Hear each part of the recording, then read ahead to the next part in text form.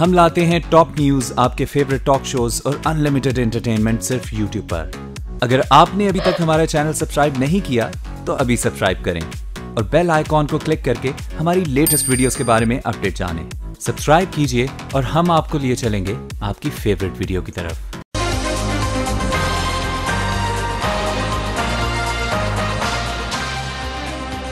Voice of America کے Washington studio میں خوش آمدید۔ میں ہوں ثاقب الاسلام اور میں ہوں سارہ زمان۔ آج کے شو میں یمن میں حوثی باغیوں کو ہتھیار مہیا کرنے سے ایران کو روکیں گے، امریکہ کا اقوام متحدہ کو پیغام۔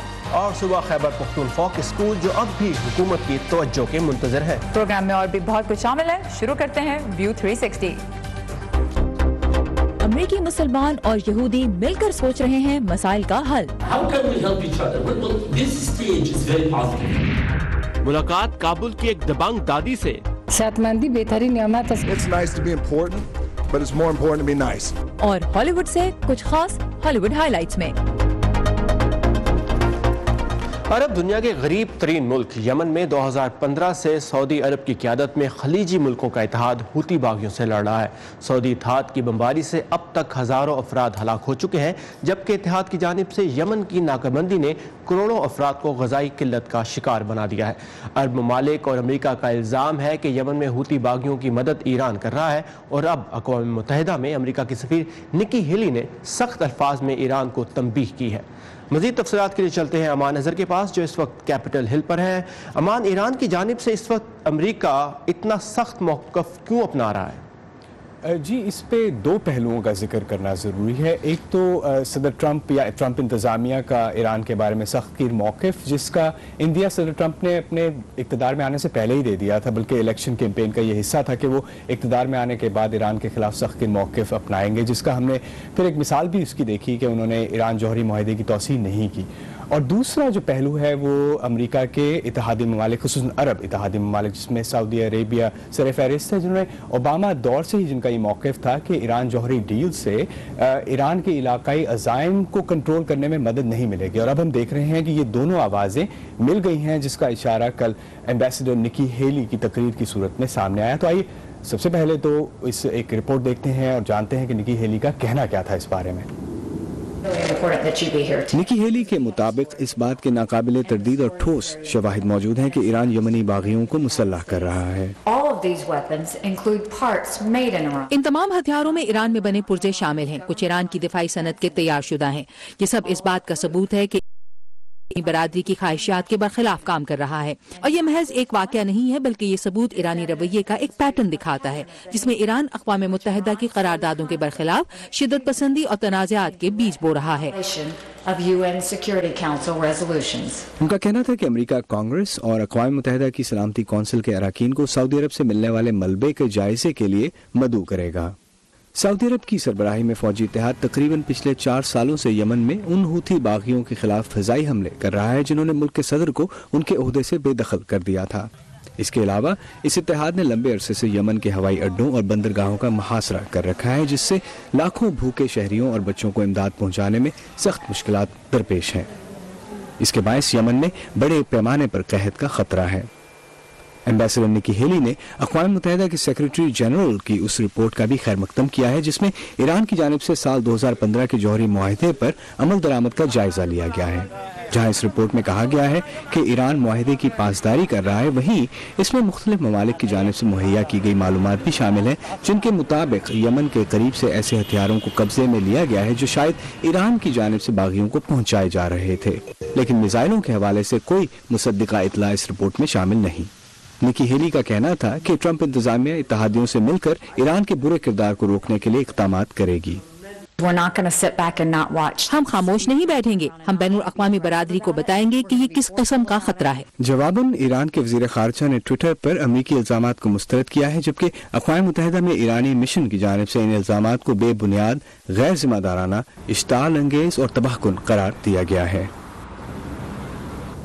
جی آپ نے رپورٹ دیکھی تو ایک جانب تو امریکہ اور اس کے جو عرب اتحادی ہیں اسرائیل سمیت وہ اب ایران کے علاقائی عزائم کو بیس بناتے ہوئے ایک جارحانہ ٹون اپناتے نظر آتے ہیں. دیکھنا یہ ہے کہ کیا امریکہ کی جو سفارتکاری ہے وہ دیگر بین الاقوامی برادری کو بھی اسی بارے میں قائل کر پائے گی. یہ مسئلہ شاید آنے والے دنوں میں مزید واضح ہو سکے گا. جی امان ہمارے ساتھ ہے کیپٹل سے. تھینک یو امان فار دا اپڈیٹس. کل یعنی 16 دسمبر کو پشاور آرمی پبلک اسکول پر حملہ ہوئے 3 سال ہو جائیں گے.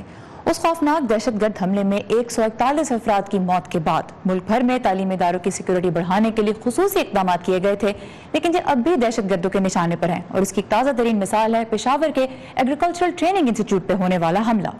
گلوبل ٹیررزم ڈیٹا بیس کے مطابق 2007 سے 15 کے درمیان پاکستان میں تعلیمی اداروں پر 867 حملے ہوئے، جن میں 400 کے قریب افراد ہلاک ہو گئے. زیادہ تر حملے صوبہ خیبر پختونخوا میں ہوئے. صرف پشاور اور اس کے گرد و نواح میں 2009 سے 14 کے درمیان 32 اسکولوں کو دھماکے سے اڑا دیا گیا. اس سے نہ صرف قیمتی جانیں ضائع ہوئیں بلکہ صوبے میں بچوں کی تعلیم پر بھی برا اثر پڑا، کیونکہ بہت سے اسکول مرمت کے لیے اب بھی حکومت کی توجہ کے منتظر ہیں. پشاور سے آئیے دیکھتے ہیں عمر فاروق کی یہ رپورٹ. یہ ملبے کا ڈیر نہیں ہے بلکہ گورنمنٹ گرلز پرائمری اسکول کی عمارت ہے جو تقریباً 4 سال قبل ایک دھماکے میں تباہ ہو گئی تھی. 2013 میں دہشت گرد حملے سے پہلے یہاں 300 کے قریب بچیاں پڑھتی تھی. 5/6/2013 میں ہوئے یہ بم بلاسٹ. 2 دھماکے ہوئے تھے، ایک گورنمنٹ ہائی اسکول میں ہوا تھا، ایک government primary school girls primary school انیزی میں ہوا تھا. 2 دھماکے ہوئے تھے اور 2013 میں ہوئے تھے اور ابھی تک اس میں حکومت نے کوئی بھی ایک کمرہ بھی نہیں بنوایا ہے. اس علاقے میں موجود گورنمنٹ ہائی اسکول پشتخرہ کو بھی دھماکے سے کافی نقصان پہنچا. تب سے طلبہ کی تعداد بھی خاصی کم ہو گئی ہے. 2013 میں تقریباً یہاں پر 500 طلباء تھے، ابھی 200-210 رہ گئے ہیں. اکثر طلباء والدین داخلے کے وقت اپریل میں آتے ہیں، جب دیکھتے تو واپس چلے جاتے. سال 2017 کے سالانہ بجٹ میں خیبر پختونخوا حکومت نے تعلیم کے لیے 1.36 ارب روپے کا فنڈ مختص کیا ہے، جو کہ گزشتہ سال کے مقابلے میں 15% زائد ہے، جس میں خیبر پختونخوا میں موجود اسکولوں کی حالت زار کو بہتر بنانے کے ساتھ نصاب کو جدید خطوط پر استوار کرنا بھی شامل ہے. لیکن اس اسکول کے بچے اب بھی کھلے آسمان تلے پڑھنے پر مجبور ہیں. کمرے گرنے والی ہے، ہم کو ڈر لگتا ہے، بارش میں بھی بہت تکلیف ہوتے ہیں ہم کو، تو ہم اس لیے یہاں کمروں کی وجہ سے ہم باہر نکلے. 2009 سے 2014 کے بیچ صرف پشاور میں 32 اسکول دہشت گردی کا نشانہ بنے، جن میں 21 لڑکوں جبکہ 11 لڑکیوں کے اسکول تھے. میں نے 2 دفعہ شکایات درج کی اے سی اسسٹنٹ کمشنر کے تھرو، تو وہاں سے جب میں اس کو شکایات کے ازالے کے لیے جب میں اس کو میں ابھی بھی چیک کرتا ہوں تو اس ویب سائٹ پر آتا ہے کہ this problem has been resolved. Secretary primary and elementary education Khyber Pakhtunkhwa Khalid Khan نے وائس آف امریکہ کو بتایا کہ 19 بوائز اسکول جبکہ 10 گرلز اسکولز کی تعمیر کا کام مکمل ہو چکا ہے اور عنقریب 3 رہ جانے والے اسکولوں کی مرمت کا کام بھی شروع کر دیا جائے گا. تاہم مقامی عہدیداروں سے ملنے والی معلومات کے مطابق مرمت کے طلبگار اسکولوں کی تعداد 3 سے زیادہ ہے. عمر فاروق، اردو ویو، پشاور. رپورٹ آپ نے دیکھی. پاکستان میں تعلیم کے شعبے کو بہتر بنانے کے لیے جاری مہم الف اعلان نے گزشتہ روز اپنی رپورٹ میں پرائمری اسکولوں میں بنیادی سہولتوں کی فراہمی کے حوالے سے صوبہ خیبر پختونخوا کو پہلی پوزیشن دی، جبکہ مڈل اسکولز کے ایسے ہی جائزے میں صوبہ دوسرے نمبر پر آیا. تو یہ خیبر پختونخوا کے لیے یقیناً ایک مثبت پیش رفت ہے. آئیے دیکھتے ہیں کہ صوبے کے وزیر تعلیم عاطف خان نظام تعلیم کی بہتری کے بارے میں کیا کہہ رہے ہیں. ہمارا صوبہ سب سے زیادہ ٹیررزم سے متاثر تھا. اسکولوں میں بامبنگز ہوتی تھی، وہاں پہ دھماکے ہوتے تھے، بہت زیادہ فار فلنگ ایریا ہے، پہاڑ ہے، مشکل صوبہ ہے. لیکن اس کے باوجود بھی پہلے پاکستان کے جو پرائمری اسکولز ہیں اس میں سے ٹاپ 10 ڈسٹرکٹس میں سے 9 ڈسٹرکٹ ہمارے ہیں. بہت خوشی کی بات ہے، فخر کی بات ہے، شکر کی بات ہے. اور مزید یہ ہے کہ مزید انشاءاللہ تعالیٰ کوالٹی پہ بھی ہم لوگ کام کر رہے ہیں. بیسک چیزیں پوری ہو گئی ہیں. ابھی 2 سال سے ہم نے کوالٹی پہ کام کرنا شروع کیا ہے.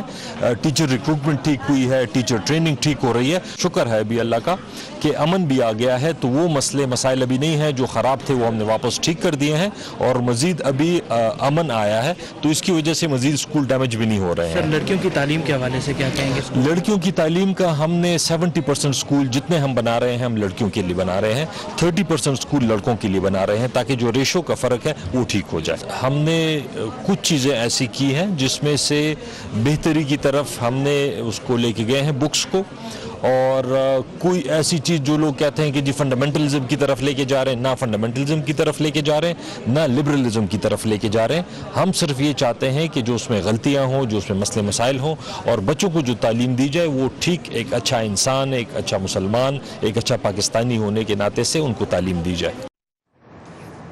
सूबा खैबर पख्तूनख्वा के वज़ीर तालीम आतिफ खान की बात आपने सुनी। हमें उम्मीद है कि वॉइस ऑफ अमेरिका की रिपोर्ट देखने के बाद उन असातिज़ा की भी जल्द सुनी जाएगी जो अपने स्कूलों को दरपेश मसलों के लिए बार बार मदद मांग रहे हैं हुकूमत खैबर पख्तूनख्वा से।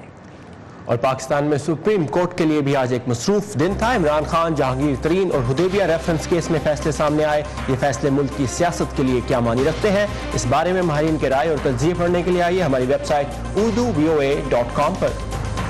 और 16 दिसंबर को बांग्लादेश के क़याम के भी 40 साल मुकम्मल हो जाएंगे। वहाँ पे वो लोग आज किस हाल में रह रहे हैं जिन्होंने 71 की जंग में मगरबी पाकिस्तान या मौजूदा पाकिस्तान का साथ दिया था, उस बारे में हमें खुसूसी रिपोर्ट आपके लिए लेके आएंगे पीर के शो में। और दूसरी जानिब क्या मुसलमान और यहूदी मुत्तहिद हो सकते हैं, इसका जवाब आप देख सकेंगे आज के प्रोग्राम में आगे चलकर। और सारा आज आपकी मुलाकात होगी एक 70 साल अफगान खातून से भी जो खुद को फिट रखती है और दूसरों को भी फिट रखने की कोशिश कर रही है। और पिछले कुछ घंटों के दौरान दुनिया के मुख्तलिफ हिस्सों में कौन से अहम और दिलचस्प वाक़यात रोनुमा हुए, आइए देखते हैं आज के वर्ल्ड व्यू में। ऑस्ट्रेलिया में बच्चों के साथ ज्यादती के केसेस से मुतालिक कैथोलिक चर्च और दूसरे मुतालिका इदारों के खिलाफ 5 साल तक जारी रहने वाली तहकीकाती रिपोर्ट पेश कर दी गई है। रिपोर्ट में सिफारिश की गई है कि बच्चों के साथ ज्यादती से मुतालिक इतराफी बयानात को खुफिया रखने की रस्म से मुस्तस्ना करार दिया जाए। रिपोर्ट में पादियों पर कवारा रहने की पाबंदी के खात्मे की सिफारिश भी की गई है। यूरोपीय यूनियन के मुमालिक ने यूक्रेन के तनाज़े में रूस के किरदार के पेश नजर रूस पर मुआशी पाबंदियों में आइंदा साल जुलाई तक तौसी कर दी है। रूसी सदर ने पाबंदियों पर बराह रास्त बयान न देते हुए कहा है कि अगर यूक्रेन में कौम परस्तों ने तशद्दुद का आगाज किया तो रूस नवाज फोर्सेस जवाब देने के लिए तैयार हैं। अमेरिकी रियासत कैलिफोर्निया में लगने वाली आग की जद में आकर आग बुझाने वाले अमले का एक रुकन हलाक हो गया है। इलाके में कई रोज से लगी की कोशिशें अब भी जारी हैं। इंडोनेशिया में ओरंगुटन की बहाली के एक सेंटर ने 8 ओरंगुटन बंदरों को जंगल में आजाद कर दिया है। आजाद होने वाले बंदरों में 7 नर और 1 मादा बंदर शामिल है। वर्ल्ड वाइल्ड लाइफ फंड के मुताबिक ओरंगुटन नापैद होने के खतरे से 2-4 हैं।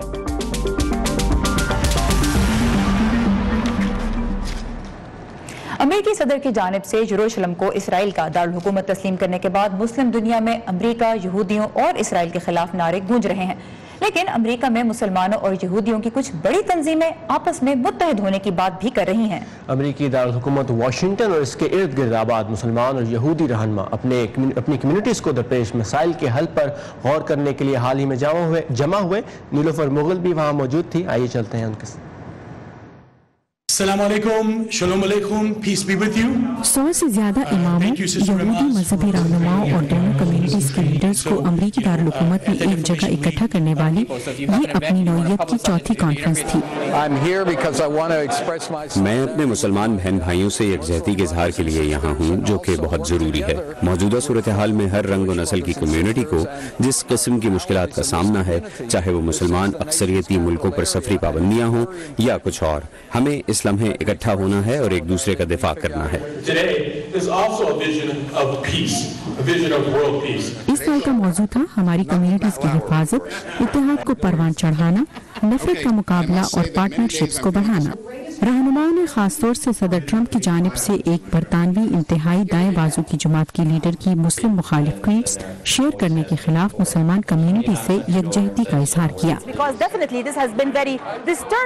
तासुब, नफरत और नस्ल परस्ती पर मबनी इस तरह के वाकयात यकीनन बहुत तकलीफ देह है। ये बहुत मनफी तासुर है। यह मुसलमानों के लिए बहुत तकलीफ देह है और इससे मुसलमान मुखालिफ नफरतों में इजाफा होता है। मुसलमान और यहूदी लीडर्स के मुताबिक इस कॉन्फ्रेंस जैसी इनकी मुश्तरका काविशों का मकसद یہ پیغام دینا ہے کہ دونوں کمیونٹیز ہر طرح کے امتیازی سلوک اور تعصب کے خلاف متحد ہیں۔ یہ ہمیشہ سے ضروری رہا ہے کہ اقلیتیں ایک ساتھ کھڑی ہوں۔ آج ہم یہاں اکٹھے ہوئے ہیں کہ کس طرح ہم اس صورتحال کا مثبت اور محبت کے ساتھ مل کر مقابلہ کریں۔ آج ہمارا یہاں پر اکٹھا ہونا خوش آئند ہے۔ اس اجلاس میں مذہبی کمیونٹی لیڈروں نے خود کو درپیش چیلنجز کے حوالے سے تبادلہ خیال کیا کہ وہ 2017 کے امریکہ میں کیا کر سکتے ہیں، جو ایک سال پہلے کے مقابلے میں بہت مختلف ہے۔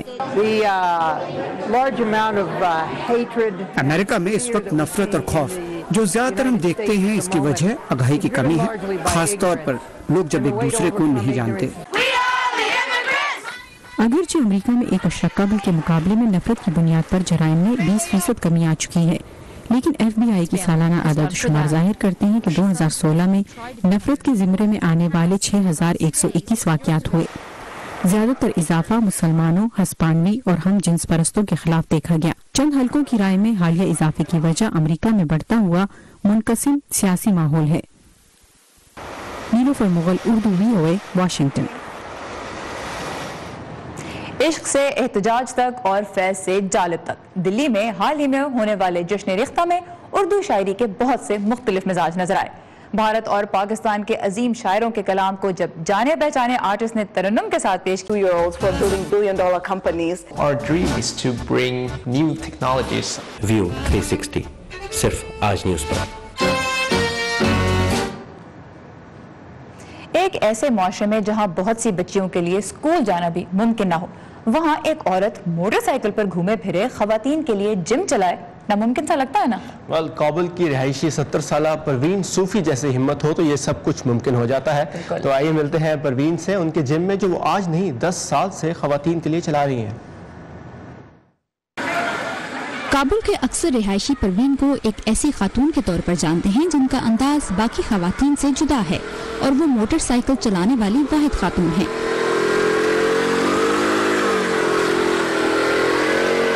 انہوں نے خواتین کے لیے اسپورٹس جم کی 10 سال پہلے بنیاد رکھی۔ وہ کئی خاندانوں کی حوصلہ افزائی کرتی آئی ہیں کہ وہ خواتین کو جم جانے اور جسمانی ورزش کرنے سے نہ روکیں۔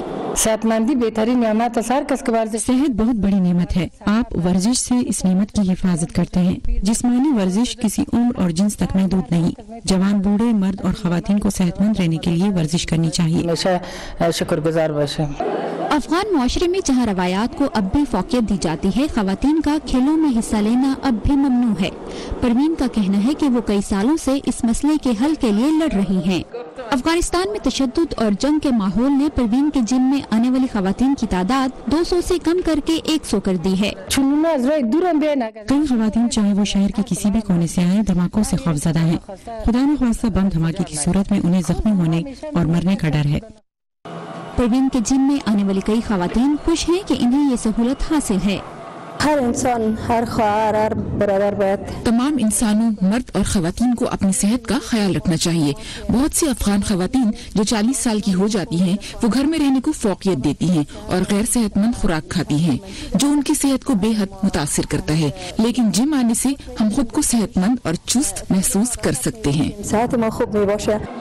افغان خواتین، خصوصی گنجان علاقوں میں رہنے والی خواتین کو اب بھی کئی پابندیوں کا سامنا ہے، تاہم وہاں کچھ بہتری آئی ہے اور افغانستان کے بڑے شہروں میں خواتین کے لیے جم کھل چکے ہیں۔